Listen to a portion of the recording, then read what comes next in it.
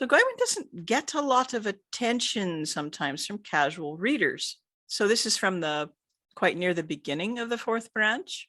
At that time, Math, son of Mathonwy, could not live except while his feet were in the fold of a maiden's lap, unless the tumult of war prevented him.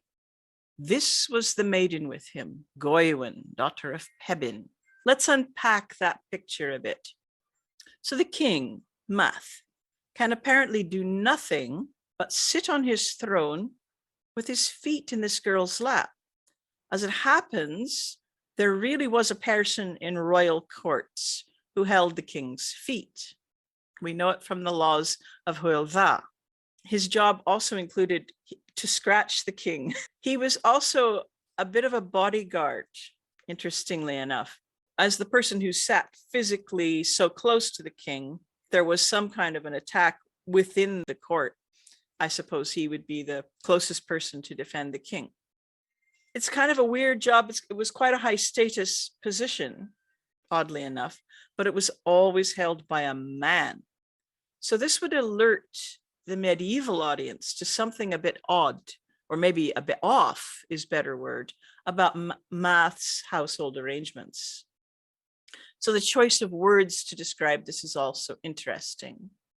The word used in Welsh can mean his feet were in her lap, yes, but that word croth is also a word for pubic hair. It's a word for the woman's womb. As we joke about men not understanding women's anatomy today, it was only worse in the medieval period, So it's a very general word for lady things down there without much deep understanding. It can be used for lap, but it's not the common word for lap. So it's a bit suggestive. It isn't saying, he had his feet shoved off her crotch, but nevertheless, it's just a bit weird. So let's just look at the rest of this quote.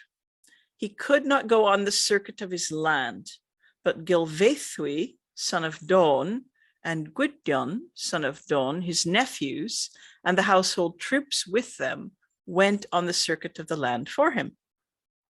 So early medieval kings didn't normally stay in one location. They and their family and personal army traveled to various seats around their kingdom, and essentially they lived off the produce of each area. They sort of ate the taxes, if you like, them and their army and, whatever. And then they moved on to the next place. This is an oversimplification, but I think you get the ideas. But because of Math's predicament, he has to send his nephews to do this in his place. And all this is undoubtedly symbolic of something, even if we won't all have exactly the same idea about what it symbolizes. We learn that Gilvaethwy has a sort of a crush on Goewin, and we're going to pass over all Gwydion's machinations, but you've read how by tricking Pryderi over the pigs, he intentionally goads him into war with Math. The intention being that Goewin will be left on her own. So once Math is on the warpath and the war has started, Gwydion and Gilvaethwy head back to Math's court. And at this stage, you'll think Gilvaethwy might write Goewin a poem maybe, or, pick her some flowers, do a little courtship. No. So we know what happens, but let's just look at the passage. Gwydion, son of Dawn, returned with Gilvaethwy, his brother, to Caer Dathel.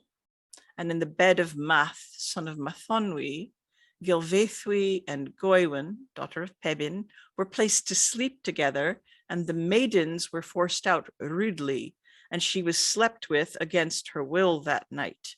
So women in medieval courts were rarely alone unless they were alone with their husband, because their reputation could be sullied. So women went around in groups for safety, so that you had a witness to say you'd been behaving yourself.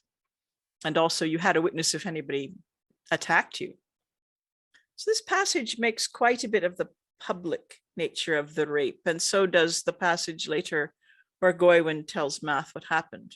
This isn't even a case of like a hot-headed young man losing the plot and raping Goewin. Not that that's okay, but this appears to be quite cold-blooded, with Gudjon as accomplice, or perhaps he's the architect of the whole thing.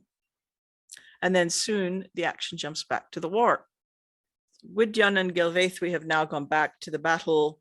People are just getting slaughtered on both sides. Great carnage was wrought on all sides, and it was necessary for the men of the south, that's Pryderi's lot, to retreat. And then there was slaughter of immeasurable extent. Pryderi sent messengers to ask for a prohibition, that is a truce, on the two hosts, and to ask that it be left between him and Gudjon, son of Dawn, since it was he who had caused that. And by force of power and craft and magic and enchantment, Gudjon prevailed and Pryderi was slain. The men of the south set out with sad lamentation toward their land, and that was no wonder. They had lost their lord and many of their noblest men. So this great carnage and slaughter and the death of a fellow ruler and former friend of the king, I think this is a way of calling our attention to the gravity of the situation, as if there's an underlying text that's saying that the numbers killed reflect the horror of what has happened. And of course, the war isn't explicitly about Goewin's rape. Math doesn't know about it yet. He thinks he's fighting about pigs at this stage. But remember that the whole thing has been staged in order to make Goewin's rape possible. So I think the loss of life is still a commentary on that in the storytelling. So Math then goes home and Goewin tells him what happened. Lord, said Goewin, seek a maiden who may be beneath your feet now. I am a woman. What is the meaning of that? An attack, Lord, was made upon me, and that openly, and I myself was not silent. In other words, she was crying for help. There was none in the court who did not know of it. This is who came, your nephews, sons of your sister, Lord, Gudjon, son of Dawn, and Gylfaethwy, son of Dawn, and they did violence to me and shame to you, and I was slept with, and that in your chamber and in your bed. Yea, said he, that which I can, I will do. I will get compensation for you first, and afterward, I myself will have my compensation, and you, he said, I will take as my wife, and I will place the power of my realm in your hands. So Math says that he'll now marry Goewin, but we hear no more of her. This is the end of Goewin in the story. She drops out of sight. There's no mention of Queen Goewin. But then he says that he'll get compensation both for her and for himself. But instead, as we know, he punishes Gudjon and Gylfaethwy by turning them into animals. So what does Goewin herself, the character Goewin, or the goddess Goewin, if you prefer, what does she symbolize in this story? What do you think she is? There's not like one right answer here. Who really has the power in Math's court? He cannot live without having his feet in her lap. She holds quite a lot of power there. I wonder why. Let me just help you guys a little bit. In a normal kingdom, where the king isn't under some weird curse or tangid or whatever this is, where would the king's feet be? Not while he's feasting and the footholder is holding his feet, but where would they be the rest of the time? She is literally the land he stands on. But it's like it's been twisted or perverted in some way. She definitely is a sovereignty goddess. She is the land. He can't be king without the land. But for some reason, he's in this kind of weird symbolic predicament. Now that you know that, you might just think about, so what follows on then, as far as the symbolism of this part of the story, what follows on, how do I interpret other things that happen in the story now that I see that Goewin is literally the land the king has his feet planted on. I would say that there is something odd about the whole situation. There's something kind of creepy about this whole court, how things go. Or maybe there's just something kind of wrong with Math.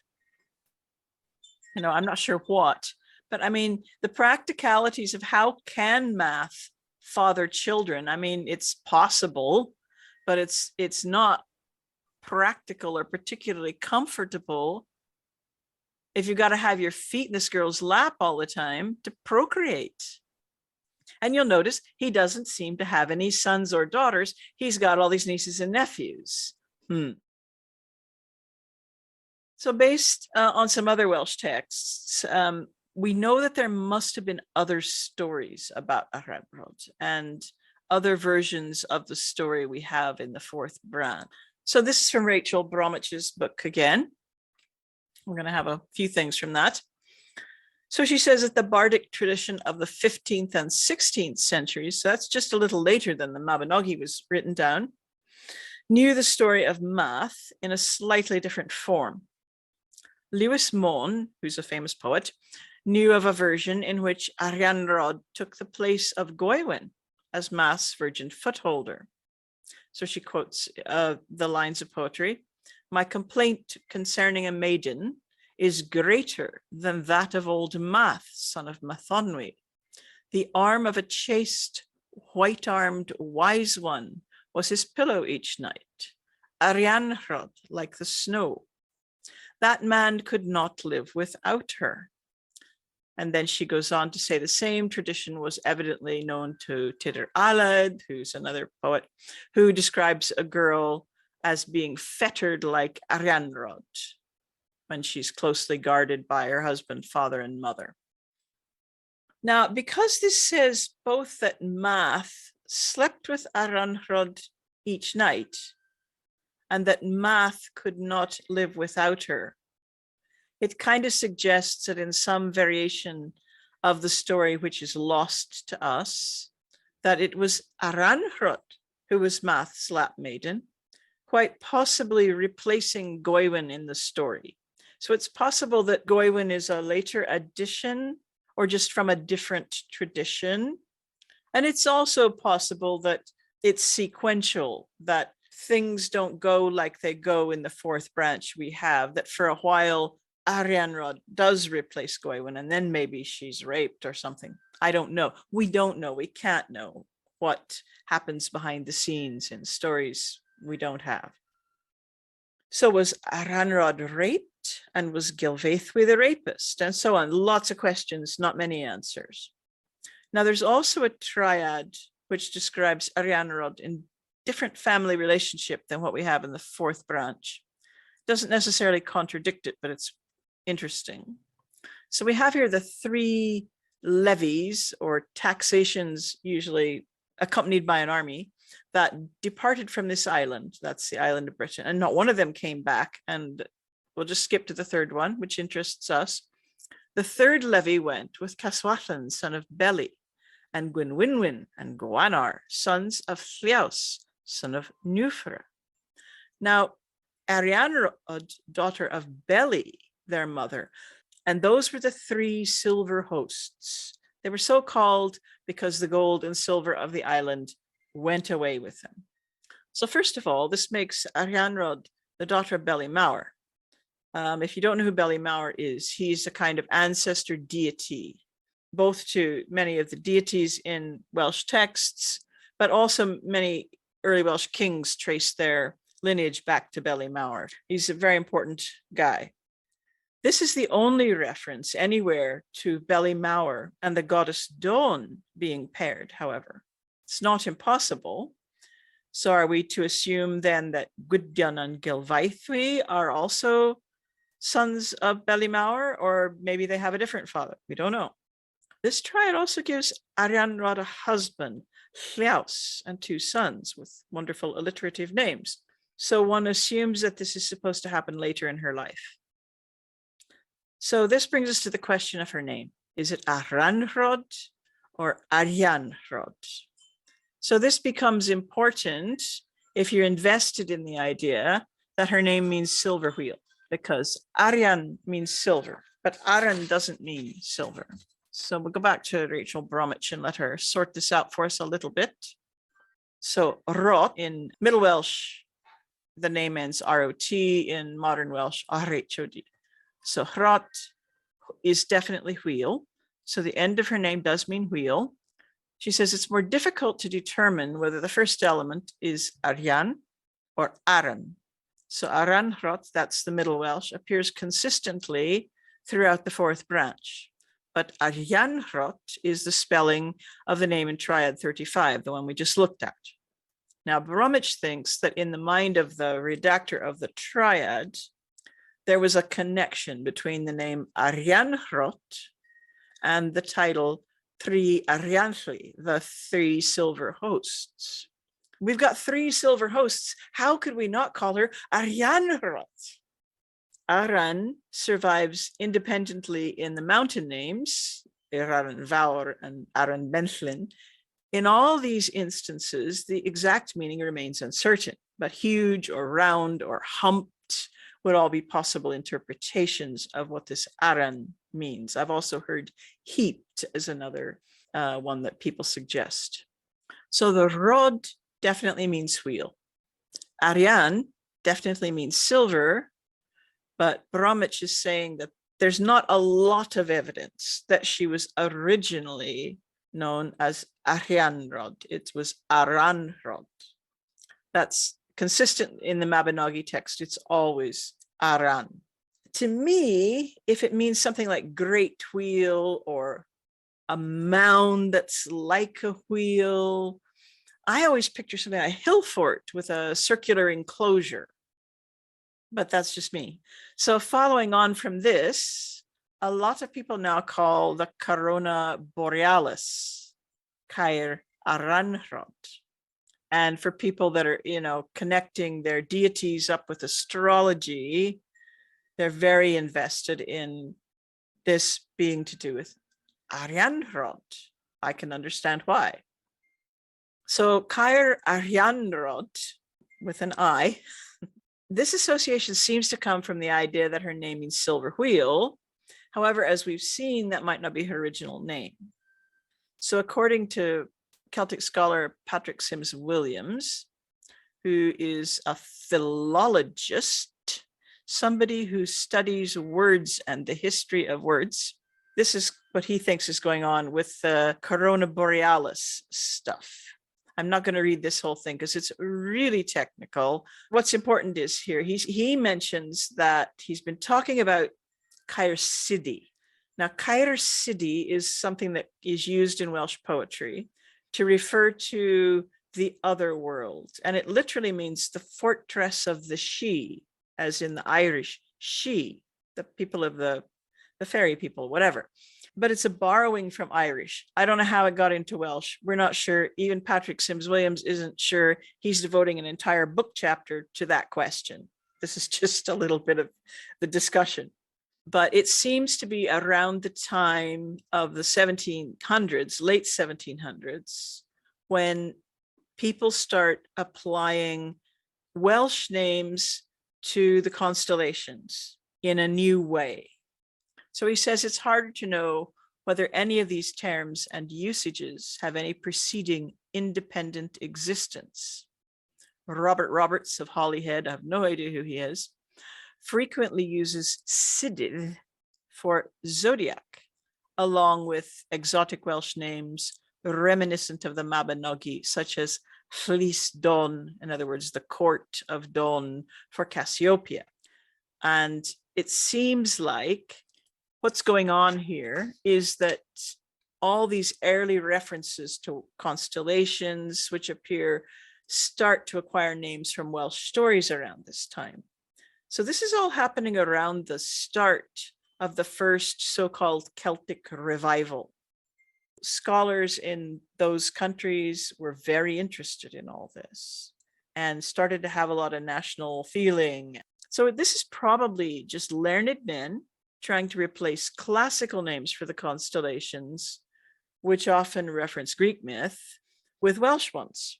And there's absolutely nothing wrong with that. It's kind of nice, but it seems unlikely that it's at all ancient or even dates back to the medieval period. Now, of course, it's likely that the native Britons at some point did have names for some of their constellations. We don't know. We don't know how interested they were in the stars. I would reckon the Druids must have been kind of interested in the stars. So according to native Welsh tradition, Caer Aranrhod, Aranrhod's fortress, it actually refers to a reef about a mile out into Cardigan Bay. And this reef, Caer Aranrhod or Arianrhod, it's only visible at very low tides. So it's a big hazard to boats, obviously, fishing boats and things, but they all know it's there, hopefully. It's probably a natural formation, they think now, but people believe that it was the sunken fortress of Arianrhod, because a lot of Cardigan Bay at one time was not underwater. There seem to be folk memories or legends anyway that, about that. So it's not surprising. Also, there's a big hill fort not far away here called Dinas din Lle, so which is associated with Lle. So we've got Lle's fortress and Arianrhod's fortress, one on land, one in the sea.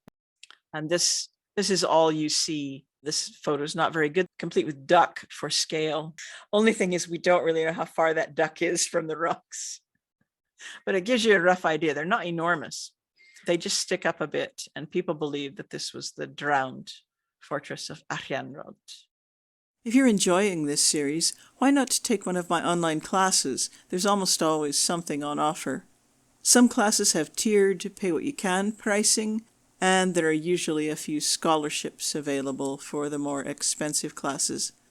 To get notifications about classes and about scholarships when they're announced, you can go to my website and subscribe to my newsletter, or follow me on my Patreon page.